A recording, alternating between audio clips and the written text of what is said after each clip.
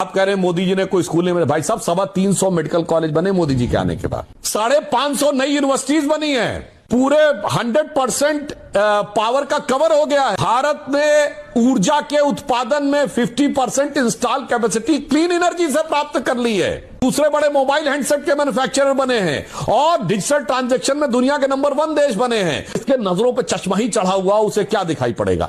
अभी बता है भाई, आपने बोला 315 मेडिकल कॉलेज खुल गए। शायद आपको याद नहीं, जो मेडिकल हॉस्पिटल जिले में थे ना, उन जिले के हॉस्पिटल को आपने मेडिकल कॉलेज में कन्वर्ट कर दिया। तो हालत ये हो गई कि स्ट्रेचर नहीं मिलता है तो साइकिल पे ही अगर कोई बीमार हो जाता है तो लाद के ले जाना पड़ता है। वो आपने विजुअल देखे कि नहीं देखे? नहीं। किस तरह से बैलगाड़ी पे लाद के ले जाते हैं। ये हालत है 315 मेडिकल कॉलेज खुलने पे। आपने कहा 500 यूनिवर्सिटी हमने खोल दी।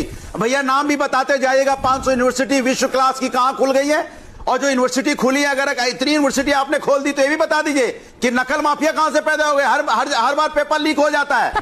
पेपर लीक कैसे हो जाता है उसके बारे में बताते जाइएगा। फिर आपने कर दिया, हमने ऊर्जा का उत्पादन बढ़ा दिया।